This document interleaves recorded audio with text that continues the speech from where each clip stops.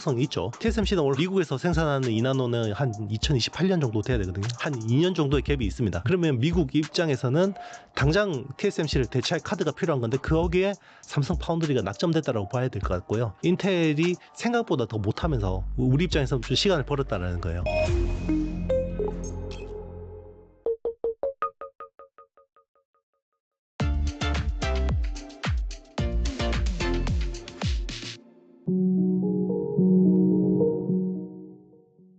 이용수 대표님 모셨습니다. 안녕하세요. 네, 안녕하세요. 네, 대표님도 모시고 우리나라 이제 반도체 플러스 삼성전자 다양한 그런 섹터 이슈에 대해서 알아보도록 하겠습니다.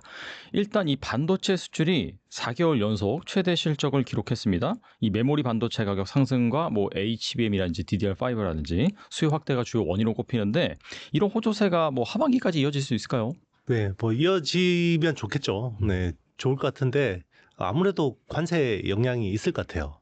아, 반도체 관세요? 네네. 그러니까 이제 반도체 관세가 있을 거라고 이제 미리 대응을 한 거죠. 아, 그래서 먼저 수를 땡겼다. 네. 그렇죠. 이제 재고를 미리 쌓아놓고 이제 그런 것들이 이제 사실 영향을 미칠 수밖에 없는데, 지금 보면 사실 그 관세가 부과됐는데 인플레도 괜찮고. 다 괜찮은 거 아니냐 이렇게 생각할 수 있는데 처음에는 기업들이 어떻게 대응을 하냐면 비용이 오르면 일단 떠나요. 좀. 네. 자기들 마진에서 이제 충분히 이제 어느 정도 디펜스를 하고요. 바로 가격 전가하면 소비자들 저항이 커지기 때문에 일단 이제 기업들이 마진으로 이제 좀 어느 정도 상쇄하는 부분이 있고 그리고 재고를 미리 쌓아놓죠. 이제 뻔히 관세가 부과될 것 같으면 재고를 좀 이제 미리 쌓아놓는 부분들이 있고 그게 이제 재고가 다 소진되면 어떻게 되냐. 그리고 이제 기업들도 적자를 내면서 팔 수는 없잖아요. 그렇죠. 그러면 이제 마진이 어느 정도까지 이제 양보를 하다가 결국은 소비자들한테 전가를 할 수밖에 없는데 그 시점이 이제 매달 갈수록 우리가 이제 데이터 가지고 확인을 할 수밖에 없는데 그러면 이제 그 관세 영향이 추가된 이제 그 가격을 소비자들이 사야 되잖아요. 특히나 미국 소비자들이 거기서 이제 아무도 확신을 못 하는 겁니다. 네. 그러니까 결국은 영향이 있지 않을까라고 보는 거고 그러면 이제 반도체가 들어가는 최종재를 보면 B2B AI 인프라 쪽에 이제 서버에 들어가는 것들은 비용이 올라가도 어느 정도 상쇄가 될 것 같아요. 왜냐하면 이거는 이제 인프라의 성격이 강하기 때문에 어느 정도 상쇄가 되고 그리고 이제 트럼프가 감세 법안을 또 최근에 통과시켰잖아요. OBBA라는 법안을 통해서 빅테크들의 EPS를 개선시켜 줬어요. 그래서 이제 그런 것들을 관세 충격을 어느 정도 상쇄할 수 있는 여지들이 있는데 B2C가 애매하죠. 네. 스마트폰이나 PC. 최근에 이제 스마트폰이나 PC 잘 팔리잖아요. 이제 이거는 상당 부분 미리 재고로 땡겨놨는 거 수요라고 이제 봐야 되는 거고. 막상 이게 이제 가격이 20-30% 올랐을 때 실제로 실효 관세율이라고 하면 미국이 이것저것 다 깎아주고 이런 거 치면 한 18%, 20% 정도 되거든요. 자, 이거를 이제 소비자들이 어떻게 받아들일 거냐. 흔쾌히 가격을 내고 살 거냐. 이제 여기에 대해서 많은 의문이 있죠. 반도체 업체들도 다 거기에 대해서는 많은 고민들이 있는 겁니다. 말씀을 들어보니까 비단 이 반도체 이슈뿐만 아니라 전체 이 소비 시장, 컨슈머 시장 자체가 방금 말씀하신 것처럼 지금 당장은 영향을 받지는 않겠지만은 재고가 이제 소진이 되고 사실 이 관세로 인해서 가격이 오른다라고 한다면은 그런 부분이 또 인플레이션 압력 플러스 소비 둔화 이런 걸로 작용을 하면은 하반기 시장이 쉽지만은 않겠다라는 생각이 드네요, 또. 네, 맞습니다. 이게 반도체라는 게 우리는 이 반도체만 따로 떼서 파는 게 없잖아요. 그렇죠. 거의 대부분 완제품으로 파는 건데 그게 이제 결국 이제 글로벌 경기 영향, 소비 영향을 받을 수밖에 없기 때문에 특히나 이제 지금은 세계 무역 질서가 바뀌는 상황이기 때문에 여기에 대해서 그 누구도 예단할 수 없을 거라고 보고 있고 실제로 불확실성이 되게 크다고 봐야죠. 만약에 하반기가 계속 이렇게 지금 같은 추세로 반도체 가격이 오른다 그러면 지금이라도 사야죠. 그런데 이제 아무도 그렇게 세게 이야기할 수 없는 상황입니다. 이번에 좀 삼성전자 얘기를 해보자면은 지난번에 나오셔서 이 삼성전자 파운드리의 큰 호재가 있을 것이다라고 말씀을 하셨는데 그 이후에 정말 이 삼성전자가 테슬라와 22조 원 규모의 AI 반도체 계약을 체결을 했습니다. 특히 테슬라의 AI6 반도체 칩을 2나노 공정으로 제작한다라는 것이 핵심인 것 같은데 이 투자 관점에서 어떻게 봐야 되나요? 일단 이제 그 삼성 파운드리가 거의 벼랑 끝에 몰렸다가 이제 절벽에 떨어지기 직전에 이제 일론 머스크가 딱 손잡아준 거죠. 좀 기사회생을 했다라고 볼 수 있나요? 맞습니다. 기사회생을 했다라고 봐야 되는 거고요. 물론 이제 도전 과제는 아직 남아 있습니다. 2나노 공정으로 테슬라의 칩을 안정적으로 생산을 해야 돼요. 그러니까 일로는 수시로 테일러 팹을 방문할 거고요. 그 팹을 해집고 다닐 겁니다. 네, 그래서 이게 안 될 것 같으면 빨리 또 전환을 하겠죠. 그러니까 삼성 파운드리 입장에서는 무조건 이건 성공시켜야 되는 거고요. 여기서 만약에 이거를 못하면 점차 진짜 이제 삼성 파운드리 비즈니스에 대해서 많은 의문을 가질 수밖에 없게 될 것 같습니다. 근데 이제 저는 그래도 잘 될 거다라고 보는 쪽인데요. 결국은 이제 미국 내에서 팹을 가지고 있다라는 희소성이 있죠. 특히나 뭐 선단 공정, 5나노, 4나노, 3나노, 뭐 2나노 이렇게 선단 공정을 할 수 있는 팹을 가지고 있다라는 건 굉장히 큰 메리트고, 그리고 이제 TSMC도 물론 이제 뭐 애리조나에다가 팹을 크게 꾸리고 했지만 두 회사 간의 약간 전략이 좀 다르거든요. TSMC도 원래 N-1이라는 정책이 있어요. 그래서 맞아요. 원래 네네. 본사에서 최첨단 공정을 하면 해외 팹은 보통 한 세대 정도 뒤처진, 한 세대, 두 세대 뒤처진 팹들을 꾸리거든요. 그래서 지금 2나노 같은 경우는 TSMC는 올 하반기에 아마 본사에다가 세팅을 할 거고, 실제로 근데 이제 미국에서 생산하는 2나노는 한 2028년 정도 돼야 되거든요. 27년, 28년 정도 돼야 되기 때문에 한 2년 정도의 갭이 있습니다. 뭐 이거는 왜 그렇게 하냐면 대만이라는 국가가 정말 이제 생존이 달린 문제예요. TSMC라는 게 없으면 대만을 지켜줄 이유가 굉장히 많이 줄어들거든요. 미국 입장에서는. 뭐 트럼프가 이번에 푸틴하고 협상하는 거 봤잖아요. 자기한테 도움이 안 되는 카드를 가진 우방국들을 어떻게 대하는지. 네, 정말 푸틴이 원하는 대로 다 들어주고 빨리 협상해라고 지금 종료하고 있는 상황이기 때문에 대만도 이제 그걸 아는 거죠. 그래서 일단 최대한 이제 뭐 좀 버티면서 이제 기술을 좀 점진적으로 옮기려고 할 거고, 삼성 파운드리는 오히려 추격자 입장이기 때문에 거의 뭐 본사하고 그 테일러 팹하고 거의 동일한 수준으로 이제 기술을 세팅을 할 것 같고, 그러면 미국 팹리스 기업들 입장에서는 테일러 팹에 대해서 좀 더 많은 관심을 가질 수밖에 없죠. 왜냐하면 미국 내에서 생산을 해야 되잖아요. 지금 트럼프가 그 원하는 게 그거고 이제 미국 내에서 투자를 해야 되는데 뭔가 이제 반도체 조달이 미국 내에서 돼야지 이 밸류 체인이 구성될 수 있기 때문에 이제 그런 부분에서 좀 지정학적으로 보면 굉장히 수혜를 보고 있다 이렇게 생각합니다. 사실 뭐 트럼프라든지 미국 입장에서는 TSMC 의존도가 너무 큰 것 자체가 상당히 불편한데, 근데 그런 것들을 삼성전자가 좀 해지할 수 있는 좋은 카드다, 뭐 이렇게 인식했다라고 볼 수도 있겠네요. 네, 맞습니다. 그거는 원래 이제 우리가 삼성 파운드리에서 좀 기대했던 부분들이고, 원래 이제 그거는 있던 수혜잖아요. 근데 좀 더 달라진 거는 이제 미국 내에서 생산하는 쪽에서 보면 삼성 파운드리라는 카드가 좀 더 이제 밸류가 생긴 거죠. 왜냐하면 삼성 파운드리가 거의 첨단 공정을 미국에다 올인하고 있기 때문에, 물론 이제 우리 국가적인 차원에서는 좀 아쉬운 부분은 있지만 뭐 지금은 추격하는 입장이기 때문에 불가피한 측면이 있다고 생각합니다. 근데 사실 만약에 그 수혜도 못 받으면은 그냥 자국의 공장을 짓는다라고 해서 해외에서 수요가 발생하는 것도 아니고, 사실 뭐 어쩔 수 없는 선택이라기보다도 어떻게 본다면 지금 상황에서 꼭 해야 되는 선택이라고 볼 수 있겠네요. 그렇죠. 불가피한 선택인 것 같습니다. 물론 뭐 삼성이 예전처럼 뭐 초격차로 1등 기업이다 그러면 뭐 우리도 국가적인 차원에서 뭔가 하나 카드가 필요하다라고 해서 이제 TSMC처럼 할 수도 있겠지만 지금 우리가 뭐 파운드리에서 그럴 상황은 아니거든요. 그렇죠. 네. 그리고 뒤이어서 또 애플의 이미지 센서, 이걸 또 파운드리에서, 삼성 파운드리에서 생산하는 그런 계약을 체결을 했는데, 소니가 거의 독점하다시피 한 이미지 센서 시장을 삼성 파운드리가 수주한 까닭은 또 무엇이라고 볼 수 있을까요? 이것도 이제 사실 어떤 지정학의 어떤 변화에 반사이익을 봤다라고 볼 수 있는데요. 원래 애플 같은 경우는 뭐 트럼프 대통령 1기 때만 해도 사실 뭐 트럼프가 이야기하면 대충 적당히 뭉개고 뭐 로비해서 적당히 잘 넘어갔거든요. 네. 그래서 뭐 되게 잘한다 그때는 이야기했었고, 그리고 실제로 뭐 중국 가서는 미국하고 지금 뭐 사실상 뭐 분쟁을 벌이고 있는데도 뭐 중국에 굉장히 립 서비스를 해주고 막 이랬잖아요. 사실 그러니까 저게 뭐 우리나라 기업이냐 뭐 저기 중국 기업이냐 뭐 박쥐 아니냐 이런 이야기까지 트럼프 지지자들한테 이제 받을 정도로 했었는데, 이 행정부는 완전 달라요. 트럼프라는 사람은 똑같지만 1기 트럼프 행정부 때만 해도 트럼프가 주류 공화당을 장악을 못했고, 그때만 해도 자기가 마이너였고요.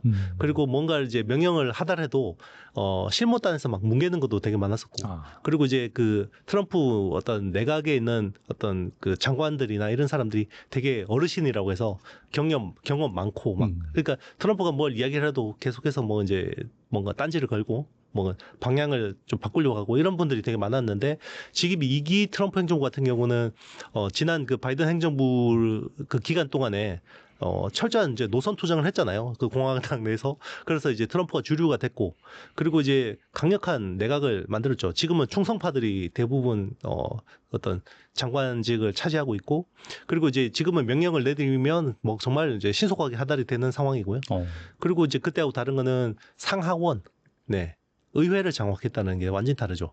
그렇기 때문에 그때 트럼프 행정부와 지금 트럼프 행정부는 완전히 다른데, 애플이 팀쿡이 특히나 이제 여기에 대해서 굉장히 강과를 했었고, 일기 행정부 때처럼 그냥 적당히 뭐 뭉개고 넘어가려고 했던 것 같아요. 근데 이제 최근에 완전히 그냥 기류가 바뀌었죠. 그 손 덜덜 떨면서 나와가지고 $1,000억 미국 내 투자하겠다. 총 트럼프 임기 동안에 $6,000억 투자하겠다 했잖아요. 근데 애플이 미국 내에서 그 정도 투자하려면 뭔가 기반을 그동안 준비를 했어야 되잖아요. 근데 없잖아요. 그러니까 이제 어쨌든 삼성 파운드리를 좀 이제 활용할 수밖에 없는 거죠. 그래서 삼성 텍사스 공장이 그 원래 오스틴 팹이 원래 옛날에 뭐 14나노 때 이제 공정을 주로 하던 건데, 이제 거기에 이제 시모스 이미지 센서를, 카메라 센서를 이제 납품을 받기로 한 거고, 그리고 이제 그 사실 소니가 원래 한 10년 동안 독점을 했었는데, 네. 그러면 왜 삼성 파운드리로 이원화를 했냐면, 이거는 이제 뭐 지정학적 이슈가 있기 전부터 약간 소니 쪽에서 문제가 있었어요. 2022년, 2024년 동안에 간헐적으로 쇼티지가 많이 발생했었거든요. 그러니까 카메라 이미지 센서가 자꾸 이제 쇼티지가 나서 완제품의 출하에 좀 문제가 생기는 이슈들이 있었고, 이거를 이제 원래 한 작년 말부터 이걸 이제 좀 전환을 하려고 했었어요. 근데 이제 그 원래는 좀 더 시간을 두고 진행하려고 했었는데, 이게 이제 미국 내 투자 이슈가 좀 걸쳐지면서 좀 빨라진 측면들이 있는 것 같습니다. 여러 가지로 뭐 해서 결국에는 그 시장에 진입을 했다라고 했는데, 이거는 계약 규모가 한 대략적으로 뭐 정확한 알 수는 없지만은 좀 규모가 있는 거라고 볼 수 있는가요? 일단 이제 뭐 소니가 독점하는 그 전체 물량에서 한 20-30% 정도로 이제 보고 있고요. 적지는 않습니다. 그리고 이제 당초 원래 처음에는 이제 이야기했던 게 전면 카메라 있잖아요. 셀피용 카메라 쪽으로 많이 이야기를 했었어요. 근데 이제 셀피 카메라용 CIS는 그 평균 판매 가격이 되게 싸거든요. 네. 그래서 이제 그 금액 규모도 되게 적은데, 지금 이제 후면 광각 카메라 쪽으로 지금 가고 있기 때문에 아마 수혜 폭이 우리가 생각하는 것보다는 클 건데, 뭐 요거는 이제 또 미국 내 애플의 생산 계획이나 이런 것들하고 또 직결돼 있기 때문에 앞으로 더 커질 수도 있고, 좀 굉장히 많은 변수들이 있습니다. 아직까지 뭐 금액으로 추산하기에는 좀 무리가 있습니다. 근데 말씀 듣다 보니까 물론 이제 트럼프가 당근도 주긴 하잖아요. 감세 법안이라든지 그런 빅테크들의 EPS를 올리는 그런 부분이 있는데, 길게 보면은 결국엔 자국에 이렇게 생산 시설을 확충하고 하다 보면 거기에서 또 사실 제조 비용이라든지 그런 게 올라가기 마련인데, 뭐 이런 것들은 좀 지켜봐야겠네요. 뭐가 수혜인지 사실. 맞습니다. 그래서 또 이게 실제로 미국에서 제조 라인이 깔렸을 때 정말 이제 고급 쓰레기가 될 거냐 아니면 진짜 이제 미국에서 첨단 제조업이 부활할 거냐, 이거는 이제 좀 더 지켜봐야 되는데, 적어도 트럼프 임기 내에서는 우리가 피할 수가 없어요, 이거를. 네. 너무 강하게 지금 드라이브를 걸고 있고, 지금 이제 이게 결국 마가라고 하는 트럼프의 어떤 캐치프레이즈잖아요. 그렇기 때문에 지금은 이제 우리가 뭐 이거 손들고 못하겠습니다 이랬다면 큰일 나죠. 네. 앞서서도 이 TSMC보다 어떻게 본다면 삼성전자가 2나노 공정을 미국에서는 또 빨리 도입하는 그런 상황인데, 또 이 가운데 또 재미있는 뉴스가 나온 게 주말에 나온 것 같은데, 미국 정부가 인텔 지분을 인수할 것이다, 이런 기사가 나왔거든요. 그러면서 인텔 주가는 올랐는데 TSMC는 하락했단 말이에요. 이건 뭐 어떻게 해석해야 되나요? 일단 뭐 인텔이라는 기업을 죽일 수는 없어요, 미국 입장에서는. 그런데 이제 인텔을 밀어주려고 해도 얘가 어느 정도 가능성이 있어야지 밀어주는 건데, 이게 밑빠진 독에 물 붓기 같은 느낌이 드는 거죠. 그래서 일단은 좀 뭔가를 구도를 만들려고 하는 것 같아요. 자, 그 구도를 만들려고 하는 거는 결국 그거죠. 뭐 TSMC한테 기술 내놔라. 그리고 이제 인텔의 지분 투자 참여시키고, 자, 이제 그런 식으로 진행을 할 것 같아요. 그래서 TSMC의 의존도를 낮추고 미국의 어떤 안보 상황을 본인들한테 유리하게 좀 끌고 가려고 하는 것 같은데, 그게 이제 주가로 좀 프라이싱이 된다고 볼 수 있는데, 다행스러운 점은 이게 좀 더 우리 입장에서는 인텔이 생각보다 더 못하면서 우리 입장에서는 좀 시간을 벌었다는 거예요. 삼성전자 입장에서요? 맞습니다. 이게 만약에 인텔이 미국 정부가 충분히 지원을 했었잖아요, 칩스법을 통해서. 만약에 그때 부활을 했었다 그러면 우리한테 끔찍한 결과가 벌어졌을 겁니다. 테슬라의 패키지들도 불확실했을 거고요. 그리고 애플의 CIS 수주도 굉장히 어떻게 보면 쉽지 않았을 건데 인텔이 굉장히 고전하게 되면서 경쟁력이 취약해지면서 이제 중장기적으로 물론 이제 인텔이 부활할 가능성도 있지만 이게 그동안의 어떤 경쟁이 훼손된 어떤 상황이 워낙 크기 때문에 당장은 뭔가 이게 회복하기 쉽지 않거든요. 그러면 미국 입장에서는 당장 TSMC를 대체할 카드가 필요한 건데 거기에 삼성 파운드리가 낙점됐다라고 봐야 될 것 같고요. 중장기적으로는 삼성 파운드리도 지금 충분히 경쟁력을 확보하지 못한다 그러면 이번에 이제 테슬라의 딜이나 뭐 애플의 딜 같은 것들을 안정적으로 뭔가 안착시키지 못한다 그러면 언제든지 인텔한테 다시 또 위협을 받을 수 있는 상황이죠. 그래서 우리 입장에서도 그렇게 뭐 지금 뭐 눅눅한 상황은 아닙니다. 뭐 기회는 있지만 굉장히 또 위험하다 이렇게 생각합니다. 어쨌거나 이제 TSMC 의존도를 줄이는 게 핵심이다 보니까 뭐 당연히 이제 1순위는 인텔이 될 수밖에 없는 거고 자국 기업이니까. 근데 후순위로라도 삼성전자도 어차피 이제 뭐 미국에 햅이 있고 그런 기업이고 하니까 좀 그런 상황에서 선을 타면서 좀 반사이익을 볼 수도 있다. 그렇게 볼 수 있겠네요. 맞습니다. 그래서 우리 입장에서는 지금 삼성 파운드리 특히나 이제 한국이라는 국가 차원에서도 테일러 팹에다 올인을 할 수밖에 없는 거예요. 지금 우리가 뭐 자고 우면하고 이럴 상황은 아닙니다. 왜냐하면 단기적으로 우리한테 기회를 주는 거지 중장기적으로는 결국 인텔이라는 카드가 살아있거든요. 그나저나 이제 삼성전자 그 2나노 어떻게 성공 가능성이 있다고 보시는지 궁금하네요. 뭐 일론도 굉장히 많이 검토를 했을 것 같고요. 그래서 어느 정도 가능성이 있다라고 봐야 될 것 같은데 당장 이제 우리가 바로 뭔가 좀 확인할 수 있는 지표는 엑시노스 2600의 성공 여부일 것 같습니다. 물론 이제 모바일 AP고 뭐 테슬라가 생산하는 건 차량 칩이기 때문에 뭐 좀 다르긴 하죠. 뭐 특히나 서버용 칩이기 때문에.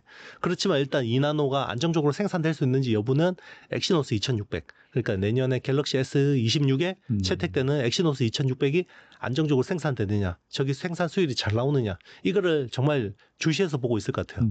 그래서 이제 우리가 그거는 몇 달 안에 확인이 되는 거고요. 그게 만약에 안정적으로 된다 그러면 이제 테슬라의 어떤 그 프로젝트도 성공 가능성이 높아지는 거라고 봐야겠죠.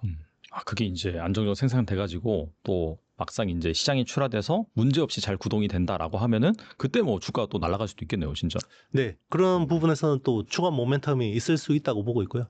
그래서 저는 이제 삼성전자의 주가 모멘텀은 뭐 계속해서 메모리나 HBM보다는 파운드리 쪽에 좀 보는 게 낫다라고 이제 계속해서 말씀드렸었고 그 뷰는 유효합니다. 물론 이제 지금은 파운드리 쪽은 어느 정도 이제 재료가 나왔고 이제 HBM이라는 재료가 아직까지 또 살아있기 때문에 뭐 좀 이제 상황이 달라질 수도 있지만 가시성이라는 측면에서 보면 저는 삼성 파운드리 쪽이 좀 더 가시성이 있다 이렇게 생각합니다. 그리고 삼성전자가 일본 요코하마에 2,500억을 투자해서 최첨단 패키징 연구소 설립을 발표했습니다. 이 TSMC가 파운드리와 패키징을 결합한 턴키 서비스로 시장 점유율을 확대하는 가운데 이번 투자가 삼성전자가 TSMC를 추격할 만한 발판이 될 수 있을까요? 일단 이제 그 TSMC라는 회사의 경쟁력은요. 뭐 산단 공정도 굉장히 잘하는 회사인데 패키징 특히나 어드밴스드 패키징이라는 기술이 굉장히 압도적이에요. 그래서 우리가 AI 반도체, AI 가속기 시장 전망 추정할 때 뭐부터 보냐면 TSMC의 코어스 캐파부터 봅니다. 코어스라는 게 이제 2.5D 패키징이죠. 이제 뭐 GPU하고 HBM을 3층 구조로 만드는 거죠. 그 인터포저로 이렇게 연결하고 그 밑에 이제 프립치 BGA 구조로 이제 이렇게 3층으로 이렇게 연결하는 주상복합 구조라고 하죠. 이제 그런 식으로 하는 건데 그 패키징이 제일 중요한 거고요.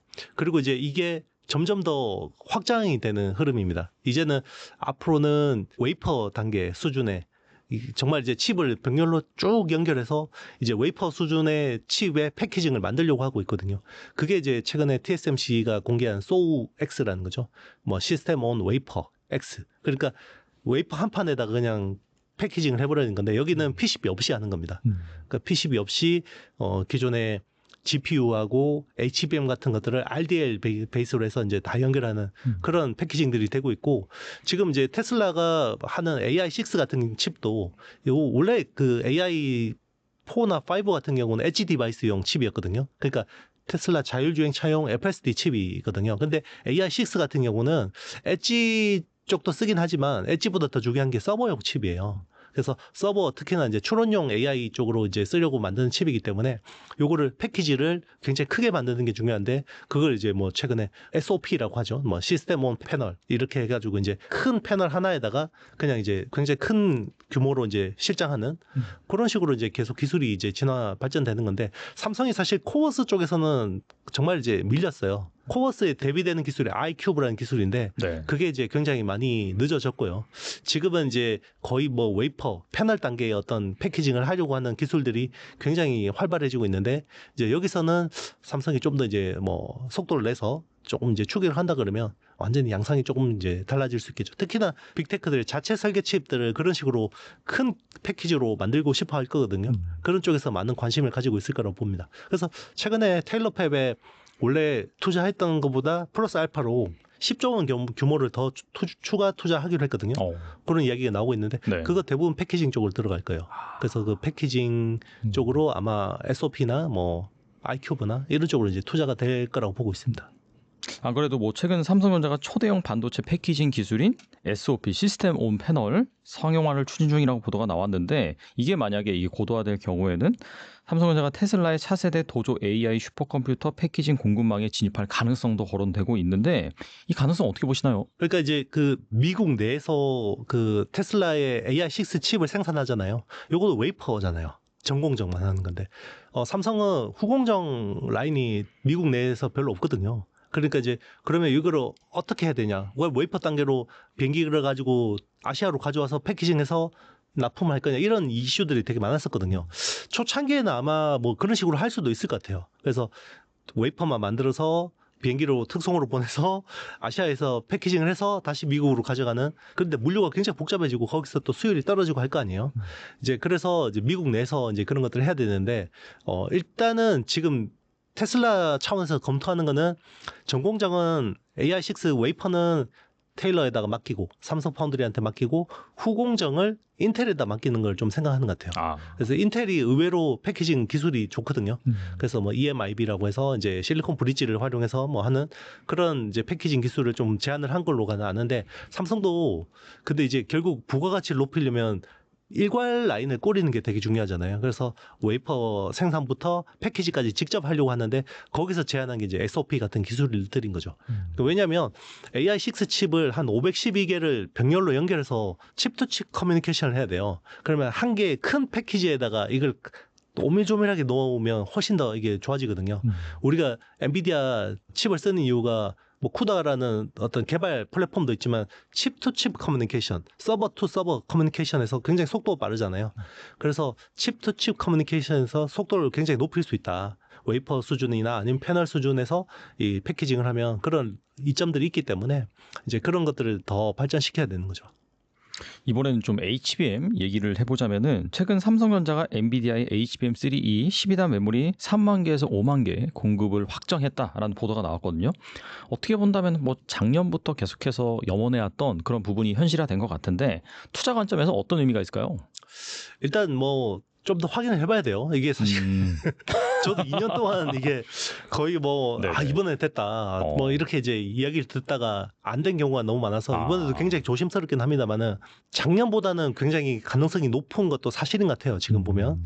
그래서 이제 일단은 그런 부분에서 엔비디아 밸류 체인에 진입했다라는 거는 굉장히 큰 의미가 있다고 볼 수 있고요. 그리고 이제 그동안 삼성전자가 메모리 쪽에서 기술이 꽉 막혀 있었던 게 결국 그거잖아요. 두 가지였죠. 원C D램에서 설계 쪽에서 결함이 있었던 거. 그리고 이제 엔비디아의 퀄 테스트 통과를 못한 거는 결국 HBM의 어떤 품질 경쟁력에 대해서 많은 의문을 줬던 거잖아요. 이제 거기에 대해서 좀 이제 해소될 수 있는 계기가 마련됐다 생각하는 거죠. 그리고 최근 SK하이닉스와 엔비디아 간 HBM4 공급 협상이 진행 중인 것으로 알고 있는데 이전 세대 대비 최대 한 60%에서 70% 인상한 $500 수준으로 뭐 제한이 됐다라는 보도가 나왔습니다. 실제로 이러한 가격이 성사될 가능성 어떻게 보시나요? $500대 후반 혹은 $600대 초반까지 보고 있는 것 같아요. HBM4. 높아졌네요. 네, 그 정도 이제 저는 보고 있는데, 근데 이제 기존의 HBM3 12단 대비해서 60% 오른 가격이냐, 그거는 좀 논란이 있는 것 같습니다. 그러니까 그거는 내년에 HBM3 12단 가격 대비해서 그렇게 추정을 한 것 같고요. 그러니까 올해 HBM3 대비해서 내년에는 가격이 한 30% 깎이거든요. 네. 그러니까 그 깎인 가격하고 HBM4를 비교한 것 같아요. 그러니까 올해 메인 칩인 HBM3 12단하고 내년에 HBM4를 비교하는 게 맞거든요. 그래서 약간 비교가 조금 잘못돼서 굉장히 많이 인상된 것처럼 보이는 것 같거든요. 그래서 실제로는 한 20-30% 수준의 인상폭이지 않을까 저는 생각하고 있고, 원래는 작년 이맘때쯤이면 완판됐다. 재작년에도 뭐 이 정도쯤 되면 한 6월쯤 되면 이미 완판됐다 이런 이야기가 막 나오잖아요. 근데 아직까지 안 나오고 있죠. 그래서 이번에 좀 주목할 부분은 두 가지 포인트예요. 일단 연단위 계약이 아닐 수도 있습니다. HBM4가. 네네. 네. 그러니까 그동안에 SK하이닉스하고 엔비디아는 연단위 계약을 했었어요. 그러니까 1년 동안 계약한 가격과 물량대로 사갔거든요. 근데 아마 이번에는 조금 엔비디아가 쪼개서 계약을 했을 것 같다. 그래서 초도 물량은 일단 그런 식으로 많이 높게 하고, 그러면 이게 뭐 반기가 될지 뭐 분기가 될지는 모르겠습니다만은 그 뒤로 추후로 또 계약 협상을 하자 다시 그렇게 이야기를 한 것 같은데, 요거 변수는 결국 하반기에 마이크론과 삼성전자 HBM4 샘플을 보고 판단할 것 같습니다. 그러면은 예전과는 확실히 뭔가 HBM 수혜가 사실 당연히 늘어나는 것도 맞고 실적이 좋아진 것도 맞지만은 주가는 성장률에 가장 민감하잖아요. 여기에서 상승 탄력이 좀 둔화될 수도 있다? 그렇게 볼 수도 있겠네요. 지금 그게 SK하이닉스 주가에 프라이싱 된 겁니다. 그래서 HBM의 비즈니스 구조가 작년하고 다르네? 내년 계약은 왜 이렇지? 그리고 왜 빨리 엔비디아하고 SK하이닉스의 계약이 빨리 마무리가 되지 않지? 최근에 나온 이야기는 마이크론은 이미 내년 협상 마무리했다고 하잖아요. 제가 보기에는 굉장히 가격으로 치고 들어갔을 가능성이 있다고 생각합니다. 그러니까 마이크론이 물량 확보를 하기 위해서 가격을 좀 많이 깎았을 것 같다. 그러면 이제 하이닉스 입장에서는 안 좋죠.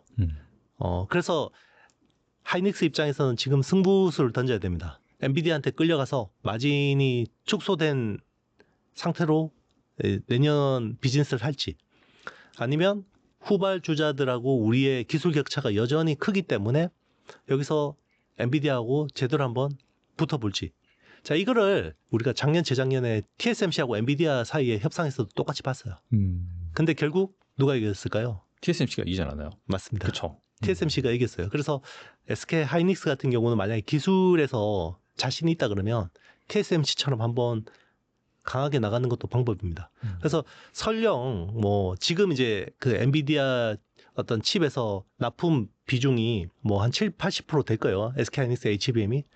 이게 뭐 절반, 그러니까 한 50%대로 깎인다고 하더라도 저는 마진을 훼손하는 거는 회사의 성장 방향에서 좋지 않다고 생각합니다. 그래서 일단 그런 식으로 가고, 그러면 엔비디아에서 빠지는 물량을 어떻게 상쇄하냐? 자, 더 좋은 가격으로 받을 수 있어요. ASIC 업체들 있잖아요. 빅테크들의 자체 ASIC 설계 쪽에 대부분 HBM이 채택됩니다. 그러면 자, 이들 업체들한테 엔비디아보다 더 좋은 가격으로 HBM을 받으려면 부가가치를 높여야겠죠. 그래서 엔비디아에 해주는 것처럼 커스텀 설계 서비스를 해주는 것도 방법이에요.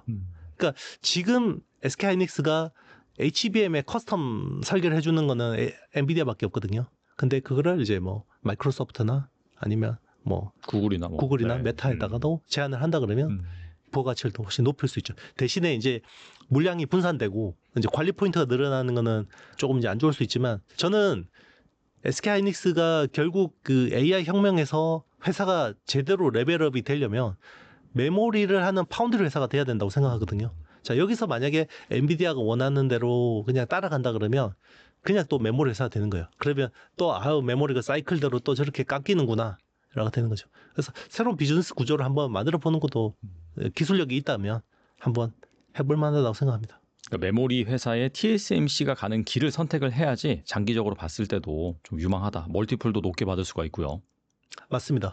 그래서 뭐 삼성전자나 마이크론하고 비슷한 수준의 제품밖에 못 만든다 그러면 그거는 부가가치가 없다고 봐야겠죠. 네. 그런데 점점 더 커스터마이징 서비스를 요구하고 있잖아요. 거기에 대해서 그 정도 편익을 줄 수 있다 그러면 충분히 가격으로 전가를 할 수 있겠죠.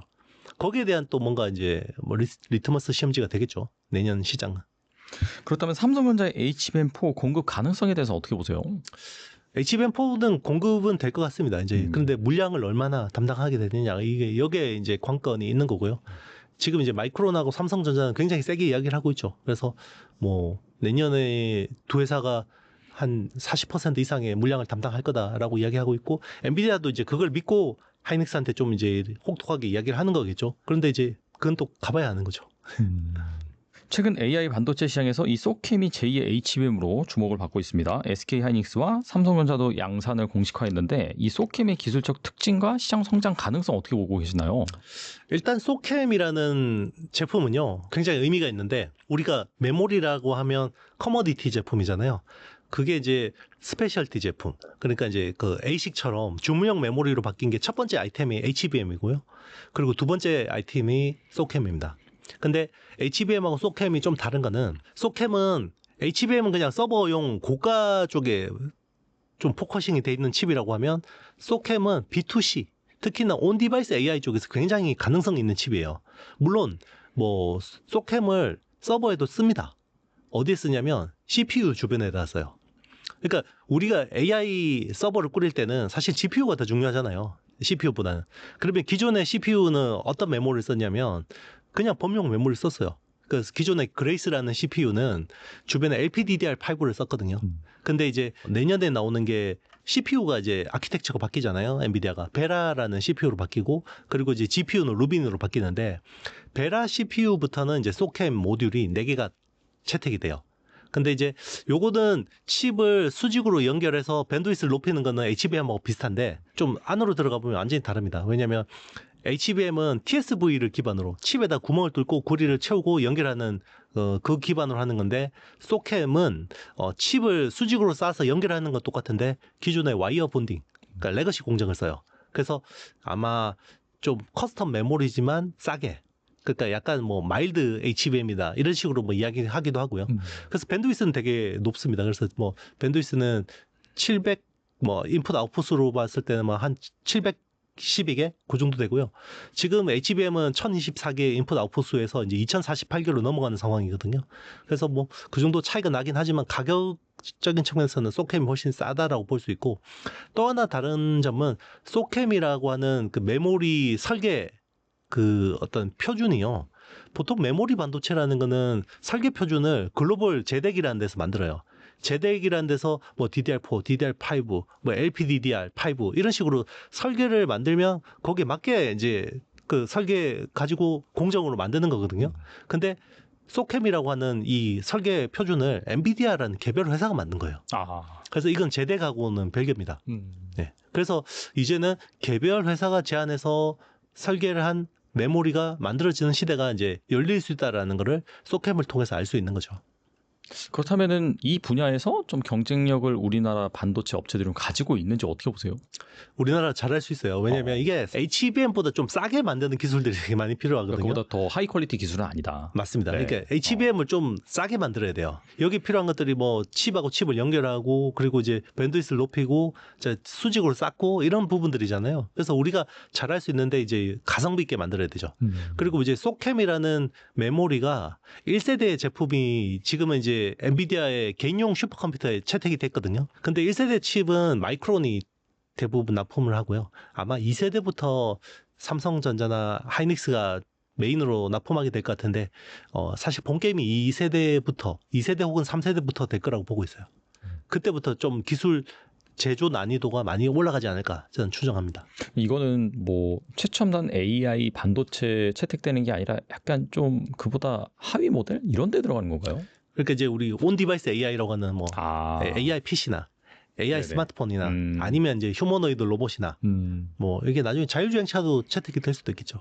그러니까 그쵸, 어차피 디바이스 자체에서 빠르게 연산할 때 메모리 밴드위스가 필요하니까 필요한데 HBM 뭐 너무 비싸니까 그거보다 좀 싸게 만든 범용화는 아니지만 좀 이제 대중화 메모리라고 볼 수 있겠죠. 보통 시장 규모는 더 클 수도 있겠네요. 그러면 앞으로는 더 커질 수도 있습니다. 근데 이제 결국은 온 디바이스 AI, 에이전틱 AI가 어떻게 되는지에 이제 달려 있다고 봐야겠죠.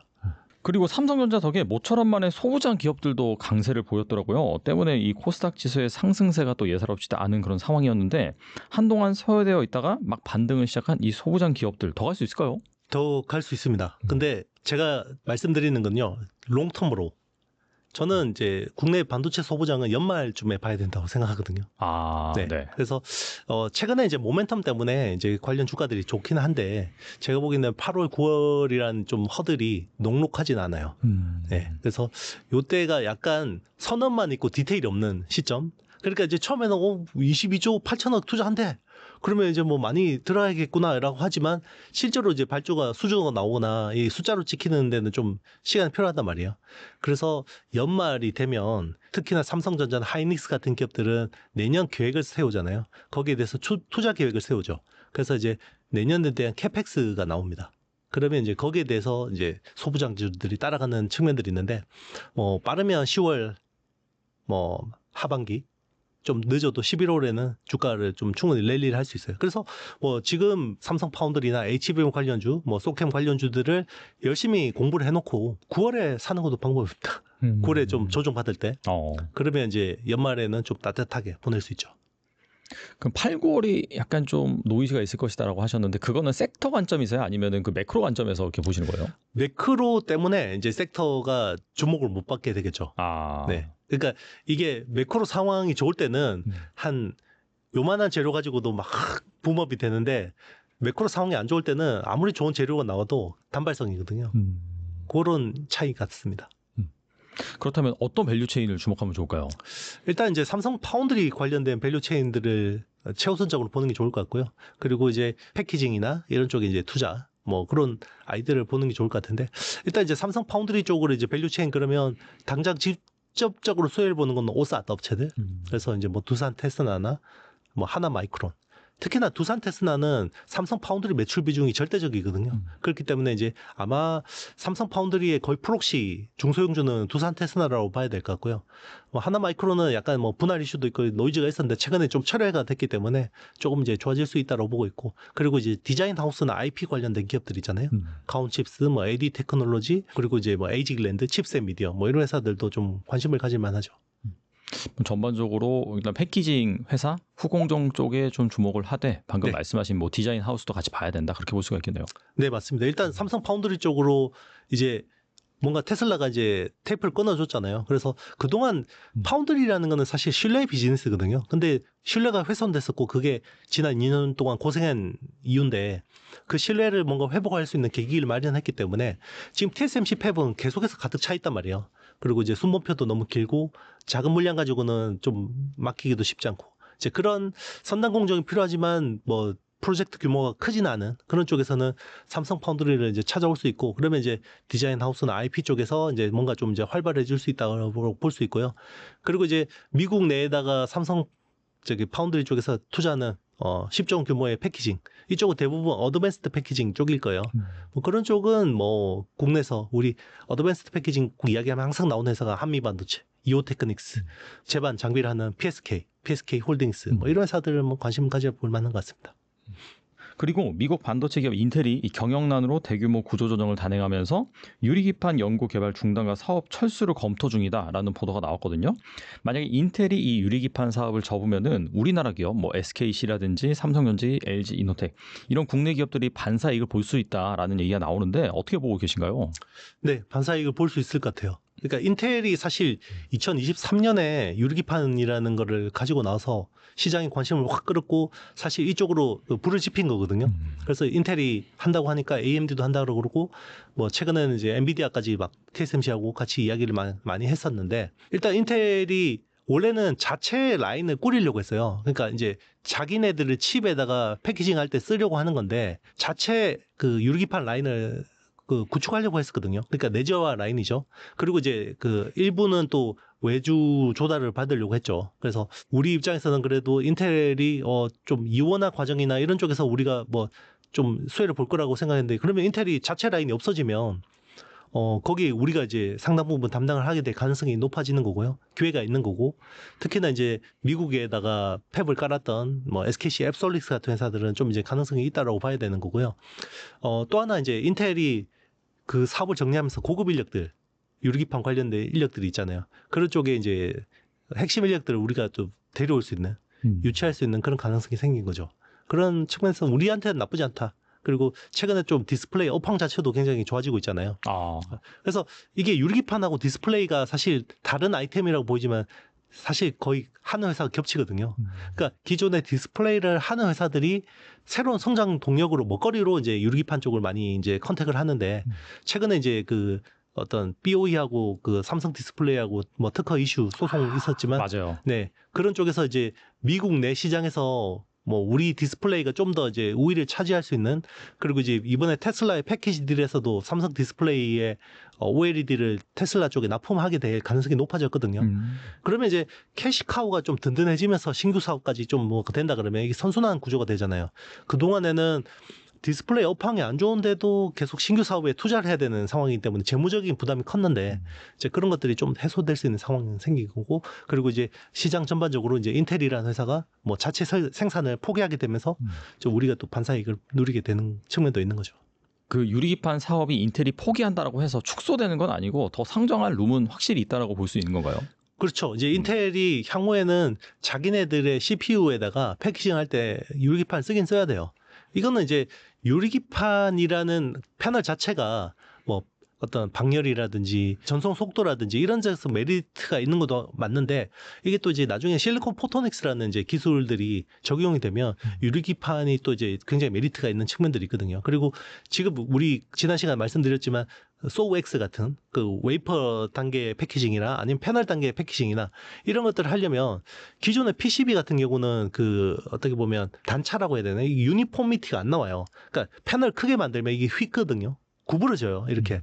그러면 이게 패키징하기 되게 힘들어지는데 유리 같은 재료는 물성 자체가 굉장히 매끈하거든. 그 단차가 별로 없어요. 그래서 이렇게 패널 크게 만들 때는 유리 기판 또 메리트가 있죠. 그리고 최근 업계에서는 또 유리기판보다 유리 인터포저 쪽에 무게가 또 옮겨지고 있다라는 얘기가 나오는데 유리 인터포저는 또 무엇이며 이거 더 주목받는 이유가 뭘까요? 일단 우리가 코워스라고 하는 기술을 중심으로 봐야 되는데요. 이제 GPU라는 게 있고 HBM이라는 게 있잖아요. 이게 2.5D로 패키징 연결되잖아요. 그러면 GPU 칩하고 HBM을 요 연결하는 그 바로 밑에 있는 패널 같은 판이 인터포저예요. 근데 기존에는 뭘로 쓰냐면 실리콘 소재로 씁니다. 반도체 칩하고 똑같은 소재예요. 그래서 어떤 식으로 하냐면 TSMC 같은 경우는 위에 GPU 같은 경우는 자기네들 생산하잖아요. 그게 보통 이제 3나노 뭐 2나노 수준이잖아요. HBM은 하이닉스한테 받아오잖아요. 요걸 가지고 패키징을 할 때 UMC라는 회사, 그 대만에 있는 TSMC에 이어서 이제 큰 그 파운드리 회사인데 UMC한테 요 실리콘 인터포저 패널을 받아와요.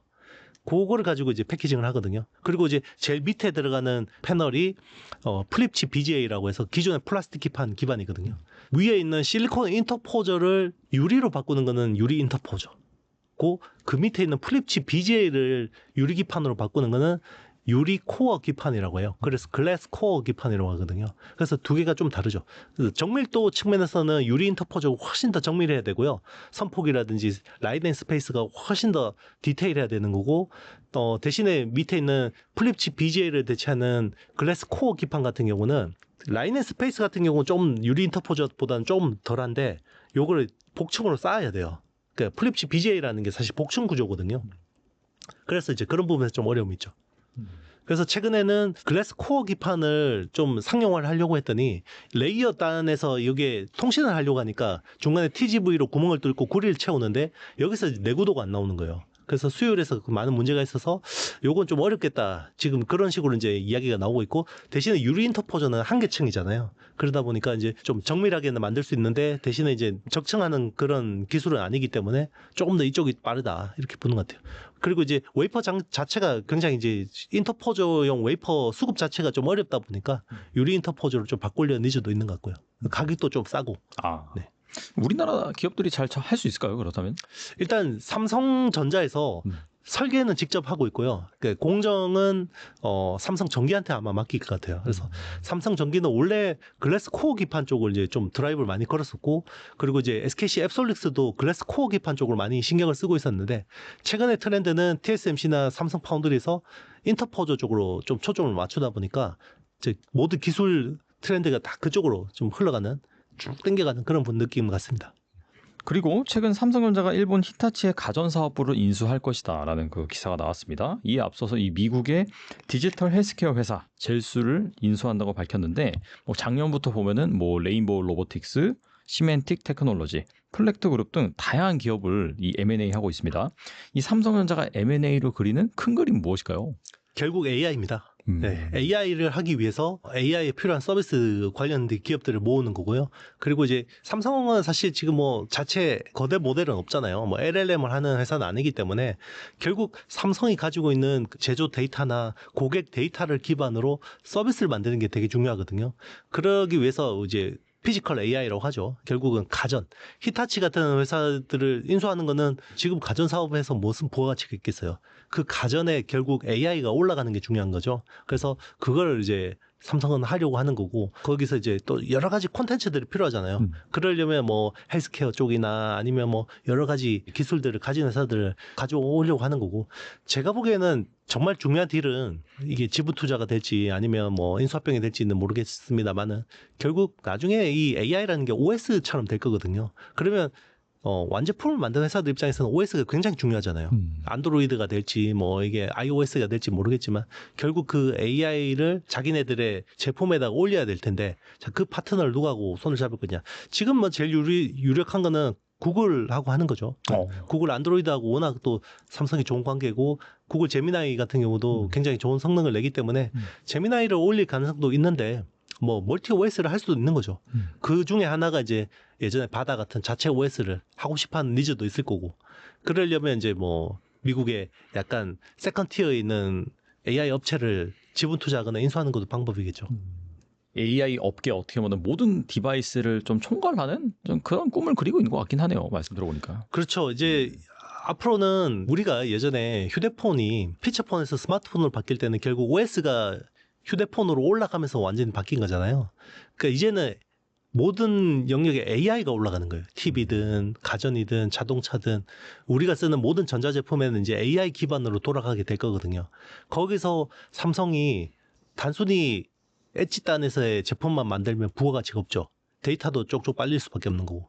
그러면 자기네들이 적어도 미들웨어, 뭐 OS를 못 하더라도 미들웨어 정도는 해서 자기네들 어쨌든 그 어떤 핵심 데이터들을 계속 쌓아가는 게 중요하겠죠. 그 데이터를 기반으로 또 자기네들이 가공을 해서 AI 성능을 더 좋게 하거나 물론 이제 API로 다른 AI를 가져오더라도 어쨌든 자체 기술이 있는 건 되게 중요한 거죠. 그리고 새 정부가 AI 3대 강국을 1호 국정 과제로 내세우고 국산 AI 반도체 개발과 100조 원 국민 펀드 조성을 추진하고 있습니다. 정부 주도의 성장 가능성이 부과되면서 투자 열기 역시 뜨거워지고 있는데 현 시점에서 주목할 만한 AI 기업 뭐가 있을까요? 네, 결국 그 플랫폼 회사나 소프트웨어 기업들이 좀 수혜를 많이 볼 것 같아요. 물론 이제 하드웨어 쪽은 이미 뭐 엔비디아의 수혜를 보고 있었기 때문에 뭐 SK하이닉스나 뭐 삼성전자 같은 기업들은 새삼 거론할 필요는 없고 한국형 소버린 AI가 된다 그러면 결국 이제 저는 네이버 그리고 이제 LG CNS 같은 회사들이 제일 수혜를 볼 수밖에 없을 거라고 생각합니다. 그래서 사실 소버린 AI도 하지만 지금 또 스테이블 코인 통화 주권하고도 또 직결돼 있잖아요. 네. AI 주권도 중요한데 지금 통화 주권도 중요하기 때문에 그 두 가지가 다 진행되고 있는데 그걸 두 개 다 공통적으로 하는 게 클라우드 기반의 어떤 풀스택을 가지고 있는 회사들이 유리하거든요. 그래서 국내에서 AI 하이퍼클로버X가 뭐 퀄리티는 좀 떨어지지만 어쨌든 파운데이션 AI 모델을 가지고 있고 클라우드도 가지고 있고 데이터도 가지고 있고 서비스도 가지고 있고 모든 걸 풀스택으로 가지고 있잖아요. 그래서 네이버가 좀 이제 이번 정부에서 좀 수혜를 볼 수 있을 거라고 생각하고 있고 그리고 이제 초거대 언어 모델에서는 사실 하이퍼클로버 X보다 1견 더 뛰어나다고 생각하는 게 LG X4원이거든요. LG AI 연구원에서 만든 거. 그러니까 거기서는 이제 비즈니스를 한다 그러면 LG CNS가 좀 이제 수혜를 볼 수 있을 것 같고 그리고 이제 공공 데이터를 또 이제 활용할 수 있게 많이 열어줄 거 아니에요. 기존에 이제 정부나 뭐 어떤 유관기관에서 가지고 있는 것들을 데이터를 쓸 수 있게 할 건데 거기서 이제 좋은 데이터를 가지고 있는 게 이제 한글 컴퓨터. 우리나라는 이제 정권 그 예전부터 전자정부나 이런 것들을 아래 한글 기반으로 많이 했기 때문에 네. 뭐 한글과 컴퓨터 그리고 이제 금융 데이터 쪽에서는 쿠콘 같은 회사들 뭐 이런 회사들을 좀 수혜를 볼 수 있을 것 같고 그리고 이제 소버린 AI를 또 하게 되면 엔비디아 칩을 기반으로 만들 거예요. 그렇지만 우리 기업들의 참여를 많이 좀 요구를 하겠죠. 그러면 이제 한국형 AI 가속기 AI 반도체를 하는 이제 그런 회사들도 유력한데 지금은 이제 필요로서 AI나 리벨리온 같은 회사들이 좀 수혜를 볼 수 있죠. 근데 두 회사 다 비상장이잖아요.